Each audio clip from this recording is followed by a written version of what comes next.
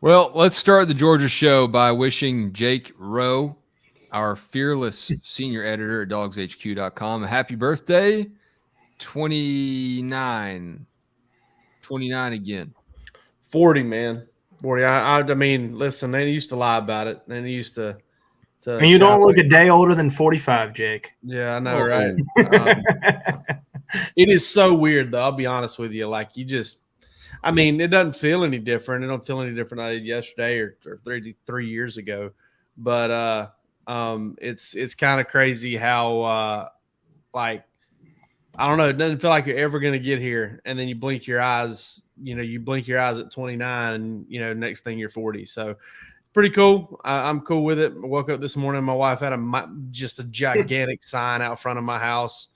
I remember when my mom turned 40, and that's probably the hardest thing for me to think about today. So lots of happy birthday calls and whatnot. But, me, Jason Hayward, Deion Sanders, we all share a birthday. And, it's a lot of athletes on one day, dude. A lot of athletes. Yeah, I mean, led by none other than you. Yeah, competitors. We'll get to some competitors, a big competitor on this Georgia football team in 2023. But let's start off, guys. The secondary news in Georgia's recruiting class in 2024 looking a little thin. Dogs just lost safety commit Peyton Woodyard, who flipped to Alabama. So on the heels of that KJ Bolden announcement to FSU, people are wondering what's going on in the Dogs' back end of the defense. I mean, I think it's a little bit of bad luck. Here's what I'll say about Georgia recruiting, right? Will Muschamp, Fran Brown, Kirby Smart, they're not dropping the ball. They're not getting outworked. They're not bad recruiters. But, you're after KJ Bolden, and he grew up a Florida State fan, big fan of Derwin James and Jalen Ramsey. All right, well, that's an L. I don't know what happened with Jalen Hayward. I couldn't tell you. Maybe they didn't like his length, a little undersized. I'm not 100% sure. I have a hard time believing, hey, just flat out, I'd rather be at UCF than Georgia. And if it is, it's probably because of the fact that Georgia's taken elite safeties in each of the last two classes. And then with Peyton Woodyard, I mean, you're always kind of rolling the dice when you're getting a guy from across the country like that. And not that he's staying closer to home, at least not just yet. He's flipped to Alabama. I think Georgia's fine at safety. I mean, listen, they would love to have KJ Bolden and Peyton Woodyard at the very least. They would love to have those two. But you look at next year, I don't think it's a given that Javon Bullard's gone. I think he's a fantastic player, but is he hey, I got to jump to the NFL guy? I don't necessarily think that. You got Malachi Starks coming back next year. Let's say Javon Bullard does leave. Well, you've got David Daniel Sisavon. You got Ja'Cory Thomas. You've got Justin Rhett, Jonell Aguero, and Kyron Jones. And not only that, but you got Chris Peel that could probably slide over and play safety.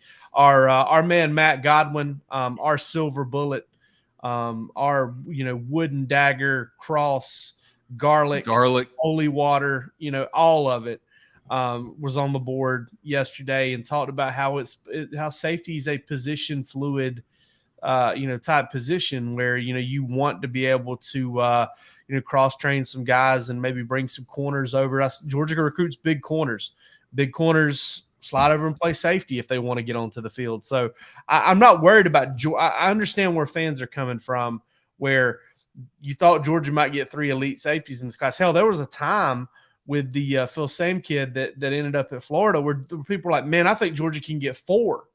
That's probably never going to happen. But I understand, the frustration with missing on all 4 of those, but I don't think it's anything to worry about when it comes to Georgia's depth chart.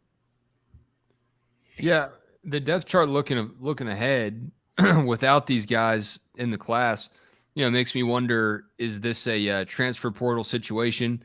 And obviously there's a lot of time between now and signing day. Who knows who Georgia may be able to flip out of this 2024 group right now. One way or another, though, the guys that they are raising up right now in camp, this most recent class in 23, they got some dudes And who's to say that someone like Ellis Robinson can't make a immediate impact as well when he shows up on campus? Yeah, and I mean, like Jake was laying out there, they've got enough guys. By my count, assuming you lose Tyke, who's not a given either, Javon Bullard and Kamari Lassiter, puts them down to 14 in the secondary. And there's a lot of guys within that 14 that can play multiple positions. You're going to feel confident in one of your corners at least, if not multiple of them, getting some sort of starting experience, a lot of experience on the field. AJ Harris is another guy that I think could, maybe, be a little bit position fluid there. You got to consider star in this as well.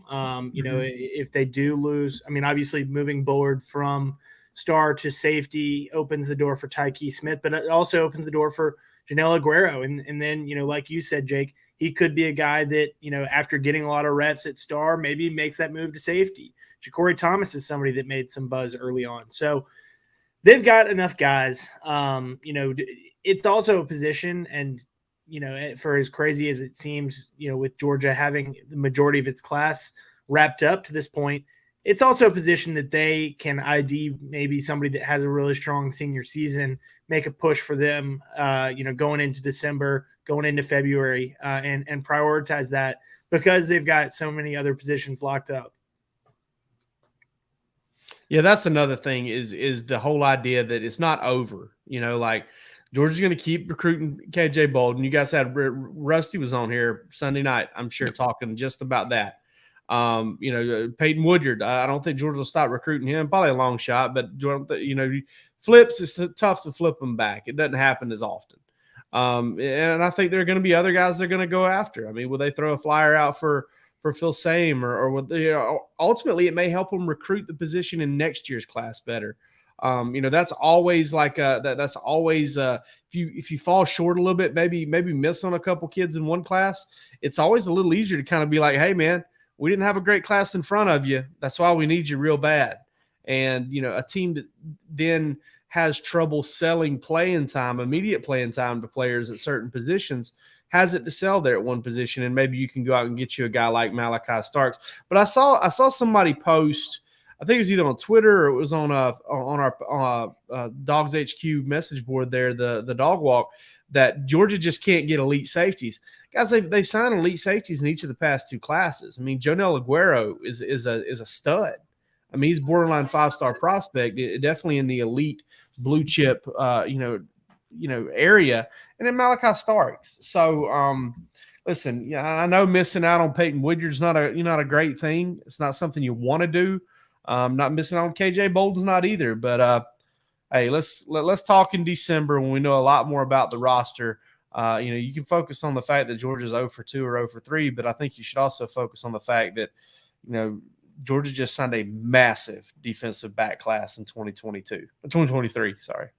Yeah, really, that's what it comes down to for me. KJ Bolden, his Florida State connection, and that's not done. But with everybody else, with Woodyard and whoever Georgia's having trouble landing, that playing time is a legitimate thing, especially in that group.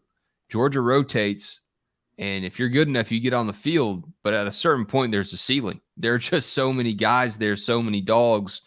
I don't blame people for picking other destinations, even though it seems like Georgia should be able to get whoever Georgia wants to get.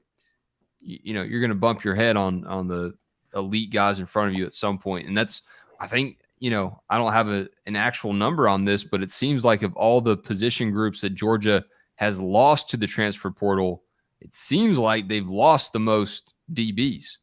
Yeah, that feels right. And Wes, I want to speak to something you just said there, because I think you hit on something. And to back-to-back national championships will do this to you. Georgia should get who Georgia wants, right? I mean, I'm with everybody. Like, it makes, when you look at KJ Bolden, and this is no slight to the Florida State staff, but you look at KJ Bolden and you say, hey, you go to Alabama to be coached by Nick Saban, you go to Georgia to be coached by Kirby Smart. You go to Alabama, you're coached by Nick Saban and Tavares Robinson. You go to Georgia, you're coached by Fran Brown and Will Muschamp, Kirby Smart. I mean, listen, that's a fast track to the NFL, right? I mean, who wouldn't want to go do that? But a tale as old as time is these guys betting on themselves and wanting to be part of a build as opposed to be part of a stack, and I'm not saying that means they're going to go to Georgia and ride the bench or anything like that. I've said it. I think KJ Bolden could play right away at Georgia, just like Malachi Starks did. I'm a huge fan of that kid.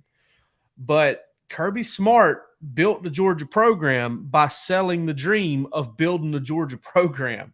That's how it happened. I mean, I know Kirby's a great recruiter and everything, but in 2017, he didn't – during that season when Georgia had most of its commitments heading into the early signing period, it wasn't like they had all this tradition of excellence and greatness and championships, just sitting there for people. He sold a dream to those guys, and it worked. And Georgia fans ate it up. So I think they needed to kind of look back and realize that, hey, Florida State's selling a build, and Auburn, they're trying to sell a build to these guys. Hey, be a part of a come up here, as opposed to being, and that's going to appeal to some kids. And listen, Georgia used to get kids from Alabama. They used to, Mike Bobo and company won a lot of recruiting battles against Kirby Smart. I'm talking about like Garrison Smith, Damian Swan, Malcolm Mitchell, Jay Rome, guys like Ray Drew. And we can talk about how successful they were at the next level or not. That doesn't matter. These guys were highly coveted football players. Georgia got them from Alabama when it made more sense to go to Alabama. That's where it was. And, sometimes those kids don't want to go just be part of another another championship. It's not that they don't want to win. They just want to be a reason for the win, as opposed to kind of stacking up, waiting their turn, stuff like that. It's just different motivations. And it's not something, it's not just this craziness that somebody else is going to another program. It just appeals to them. Yeah. The psychology of the hats and playing time and all that, it all makes sense to everybody. And if you're joining Georgia's outfit, music to Kirby Smart's ears. Speaking of people who know Kirby Smart can recruit very well, we heard from Todd Hartley and Glenn Schumann this week. And I've got some thoughts on what both of those guys said, but I'll let y'all start it off. You've each had plenty of words spilt over what Schumann and Hartley had to say about their units. Raw, I'll let you start. A couple things from each guy that kind of stood out to you hearing from him talk. Palmer, go. Oh, he said, Ro, I'll let you start. But I'm sorry, I didn't hear him say Ro. I can take it. I was really impressed with what Glenn Schumann had to say about why he's recruiting these inside linebackers. And the way that they meet the standard that Georgia has set, and how they want to live up to that standard. I was impressed with what he had to say about how he wanted to stay at Georgia, what it is that has kept him at Georgia for all this time. He's had opportunities. He'll have other opportunities, but he's not looking to leave Athens, just for any opportunity. I think the patience that he saw, not only with Dan Lanning, making that jump from Georgia to Oregon as a first-time head coach, but also the patience that he saw sitting under Kirby Smart there at Alabama, watching him, be selective, and when he could have jumped at an earlier opportunity, waited for the right one, and ultimately it's paid off for him and paid off for Schumann too, being able to come over with him in 2016. So Hartley, Jake, you've written a lot about him, and the comments that he had on Brock Bowers. I think that's what has made the rounds, but he had a ton of praise for those young tight ends too. So, future of both those rooms, the inside linebacker room, the tight end room. I've seen it written that's kind of the reason that Georgia is recruiting so well over the last couple of years. And, those are the two coaches that are behind it. I think our man Robert over here is in the comments worried that Dylan Brooks is mainlining something. We got a little confusion over here. It's pretty funny. I saw Wes popping it up, and I switched over to the comments and saw it. I was blown away with Todd Hartley. And that's why I've written about him twice now. Listen, I've known Todd Hartley for a long time. I've gone back to, when he was director of player personnel at Georgia. Even really before that. I know a lot of people that have known Todd Hartley for a long time, and he's a young dude. He's fiery.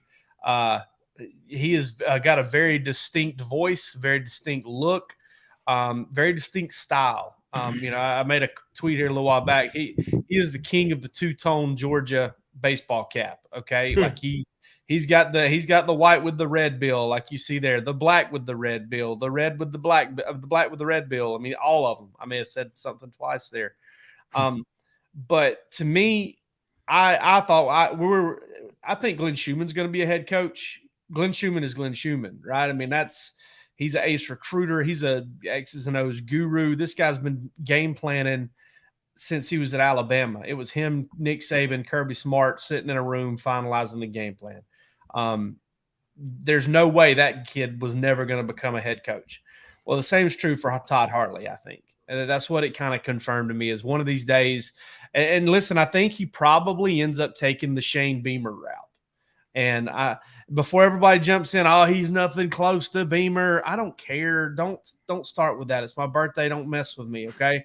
I'm not trying to make a comparison.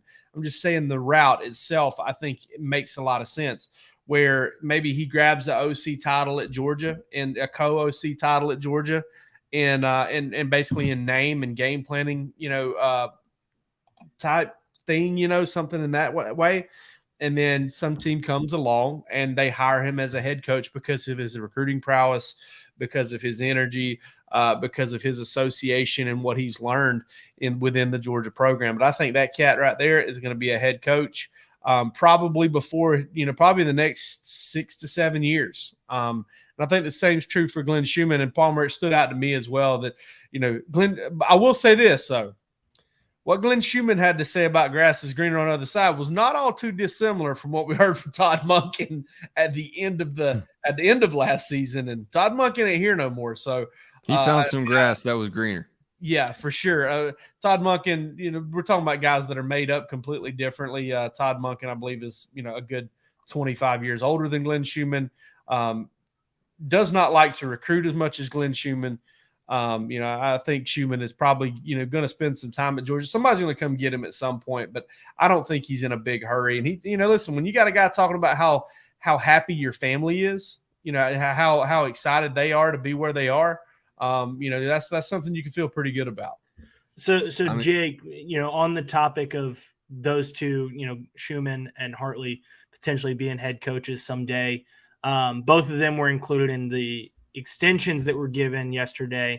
And I put it out on our board over under 2.5 of the 5 coaches that were extended. Schumann and Hartley were through 2026 or through the 2025 season, June 30th, 2026. Del McGee, Stacey Searles, Chidera Uzo-Duribe through June 30th, 2025.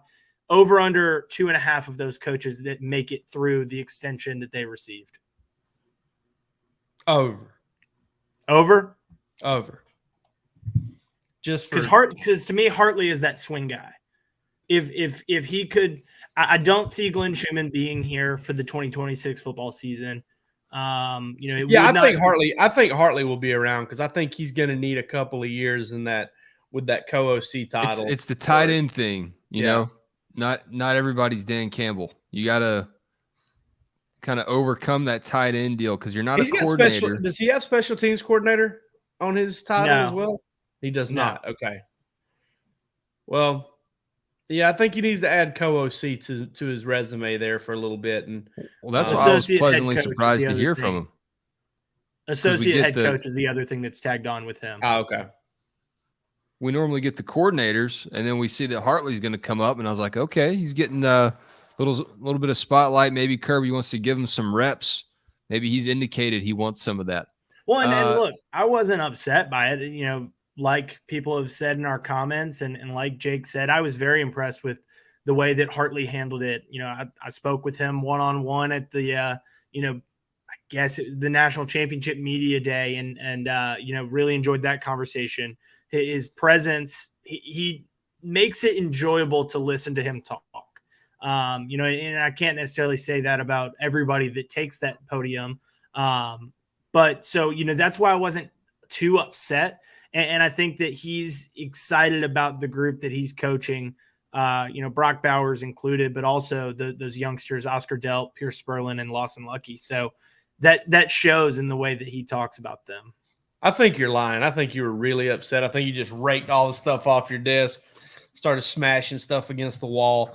I mean, dude, I was glad we were going to get anybody else whenever Glenn Schumann comes up, because I think he was probably the best he's ever been yesterday. He really did open up a little bit. He's so monotone and so with it. And I know that's not him. Like, I know that's not him all the time. There's a little bit of Bill Belichick there in my man Glenn Schumann. Like, he kind of dials it down for us, and I think becomes like maybe a little bit intentionally bland for us. But I did think he had more to say yesterday, dude. I remember that Chick-fil-A bowl time when he just sat down there, and I was just like, I was there for 3 or 4 minutes. And listen, he's phenomenal. He's one of the greatest coaches, one of the greatest assistant coaches I've ever covered, and I think has probably ever graced the field at Georgia. Glenn Schumann is amazing. Horrible interview. I could not wait to go talk to Will Muschamp after about 5 minutes with Glenn Schumann in Atlanta at the Westin Peachtree Plaza. And that's who we missed out on was not getting Muschamp. William Larry. William Larry. I was surprised that Schumann had a voice, because I feel like normally when these coaches come up there, especially during fall camp, they're super raspy with a hoarse voice. I'm surprised he's like still with us after wearing sweatsuits, no matter the temperature outside. I've adopted that this summer, man. I have, partially half of it. I've started to wear hoodies outside, like when I do yard work and stuff, even then through the heat of the day. And man, I tell you what, it's something you can get used to, and it's almost like having your own mobile sweat lodge. Just makes me feel like I'm hungover all the time if I ever do that. I really liked what Hartley said about Brock Bowers. Obviously, the lightning rod quote, but I learned that it doesn't matter how good you are, freakishly athletic, no matter how talented you may be. Brock Bowers is just the most competitive guy playing for a really competitive head coach and a competitive position group coach too. But he gave us a little glimpse into how pissed off Brock Bowers gets. That's what he told us, because he just wants to practice the whole time. And Hartley's like, hey, man, I got to look at Oscar Delp. I got to look at Pierce Sperlin, Lawson Lucky. You got to back off, dude. Brock Bowers is to reps as Palmer Thombs is to creating content. Yeah. Like, it's a Labrador retriever and a tennis ball. It is. I mean, it's just the tail's always wagging. If you're not throwing it, there's a little bit of a whimper. There's a like he's just chomping at the bit at all times. But listen, Kirby, Kirby's little anecdote there at SEC Media Days kind of stuck with me, and I wrote about it again yesterday in my story about, listen, they do these boxes. I don't know if everybody saw the thing at SEC Media Days, but they do these boxes where they jog the whole length of the field, and then they do the end lines, and they run the whole length of the field, jog the end lines, run the whole length of the field, and then jog the other end line. And the 4 tight ends teamed up to run each leg of that box, and they raced Brock Bowers by himself, and he still beat all 4 of them. Like, that's just outrageous, man. I mean, listen, he's an alien. We've said it over and over again. Everybody knows I got a massive crush on the kid in terms of, him as a football player. Like, I love Brock Bowers, the football player, and the legend just keeps growing.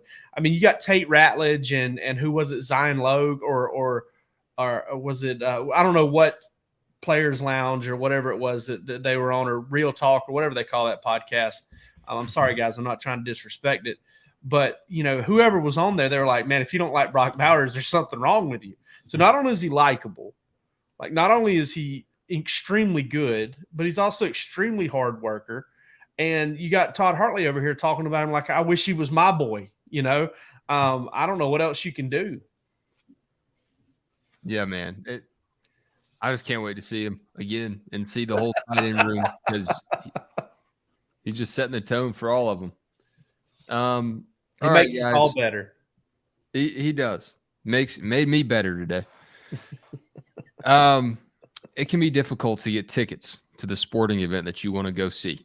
Sometimes you want to see a really top-notch game, SEC Power 5 opponents coming into town, or maybe you're just trying to get a whole bunch of tickets together for you and your family members because you want to see the back-to-back defending national champions play between the hedges. Well, that's why we've partnered with GameTime.co. And that's not a misspeak. This is not a typo. GameTime.co/dogs is what you want to do this season. No matter who you're trying to see the Dogs play. Is it Ole Miss? Is it UT Martin in week 1? Maybe you're going to travel on the road with some of your buddies. Well, check out GameTime.co, and it is the ideal place, the number one place for you to get tickets last minute. If you're having trouble finding things on, your Facebook group or someone on your street is striking out, go to GameTime.co, and they've got every single game right now. Skyhawks at Bulldogs. Skyhawks is UT Martin, by the way. You can get the 6'10" way up in the clouds for $50 each. Maybe you want to get a little bit closer to the action. Club sideline right now, $225 each in section 237. Head on over to GameTime.co. It is the place for last-minute tickets. What you want to do is snag the tickets without the stress with Game Time. Download the Game Time app, create an account, use code DAWGS for $20 off your first purchase. Those terms apply, and create an account, create your account, and redeem it with DAWGS for $20 off. Download the Game Time app for all your last-minute tickets, the lowest price guaranteed. Guys, you're going to have really good seats for all your one games. more year. One more year. So you may be using GameTime.co to just simulate that old press box feeling in a couple years. They're going to put baby in a corner. Let's chop some wood. Not putting any babies in any corners tonight. I'll chop wood about the topic that we haven't really spoken much about on the show because I don't know that it really matters a ton to the SEC crowd just yet. But what if conference realignment doesn't ruin college football? What if we just keep marching on, kind of like that old song that we all love, Tracy Lawrence, and time marches on, man. There's no stopping this game. There's no stopping college football. It's inevitable. Y'all are still watching it. But what if it doesn't make it worse? What if in some ways it becomes more fun? I know those rivalries will get dashed and, thrown away when the Big Ten absorbs everybody that isn't in the SEC. But we've kind of dealt with this. We've weathered the storm. We kind of flirted with Georgia losing Auburn for a little bit, and you still have that same excitement for the game. I don't know. I don't know how it impacts the SEC. Greg Sankey's adamant that he doesn't want to add anybody just yet. But I'm just starting to wonder, what if college football still rocks even after all this stuff happens over the next few years? I'm going to go on a related note, Wes. Before I say that, I'm going to also point to this. Hey, guys, this expansion thing and bigger TV contracts, I know other media fans are talking greed. Well, those same people will also tell you that revenue sharing and pay for play and unionization are coming. And guess what these schools are going to need to be doing to get the war chest ready for that? They're going to need to be stacking money, or else it's just going to be the football players getting paid and the rest of the sports are going to have to go by the wayside. So stacking up much money as they possibly can. It's greed, whatever, call it what you want. It's a necessary evil at this point, in my opinion, the way I look at it. They've got to have the cash to pay these guys for when the time comes and when they start sharing revenue, or else, they're not going to have the funds to do what they want to do and to run the sport correctly. College football is going to stick around. I think this is a good thing for the rest of the sports, even though it's going to cause some of them to travel, which is what I'm going to chop wood on. Listen, I think Eli Drinkwitz is a good coach. I think he's a very entertaining guy. I think he caught way too much flack over my brother-in-law's a pediatrician comment. I don't think that was meant to be that. But listen, Drink, if these kids are not on planes, it ain't like they're He talked about resting and sleeping and mental health. Hey, Palmer, how much sleep did you get when you were in college? I mean, when anytime that any of these guys get in trouble, or anytime somebody gets a DUI or ends up, how many times you've been downtown and they're closing them down there, whether they're drinking or not. I'm not buying that. I'm not going to sit here and, is it ideal for a volleyball player to have to fly in from UCLA on a Tuesday night, back to, Wisconsin or wherever? No, it's not ideal, but they're going to be fine, man. They're going to be fine. And they've got a lot of support that, they've got a lot of, they get a lot of opportunities to see and do some things that a lot of students don't get to do. And I'm not saying, again, it's not ideal. It's not great. But I think we need to just stop with all the hand wringing, maybe see how it plays out for once. Yeah. We're shouting out into the forest here and nobody's hearing it. It's not going to prevent anything. But maybe we just need to, for one time, just to say, hey, this is how this is going to go. We can't stop it. So let's see how it goes, and we'll judge it on its own merits, as opposed to sit here and talking about how awful it is. I don't. Yeah, this is just for the people that listen to our show. I'm probably not even going to make a clip about this because this isn't like a soapbox thing for me. I just want the sport to be fun, and it seems like the last 2 seasons has been so like gloom and doom in the off season before you get into college ball. I'm not saying to ignore it completely, but yeah, let's just see what happens. It is a great opportunity for a lot of these athletes. And yeah, if you're from Wisconsin and you're getting to go travel to LA in March to go, play whatever, softball or whatever you're playing, baseball, it's pretty cool. Yep. Maybe you love Wisconsin. Anyway, Palmer, take us home, man. I've never been to Wisconsin. It would be cool. Yeah, me neither. Cheese and beer. I am chopping wood on weights. Did a deep dive into Georgia's updated roster here recently and looked at the players that gained weight, lost weight as compared to the listed weights for them last season.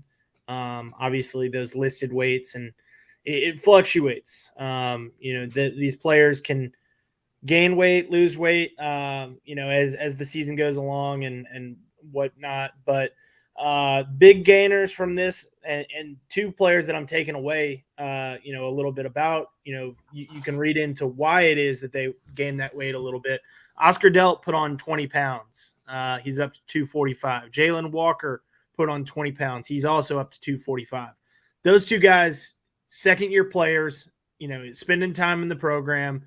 They've been able to, go through. Both of them were early enrollees, and have been able to get a full experience, go through the full off season and the weight program and the bones and the nutrition and all that. And they're going to be asked to step into some bigger roles. Oscar Delp, especially, losing Darnell Washington there. So putting on 20 pounds for him is big. I thought it was interesting that Javon Bullard's listed 15 pounds heavier.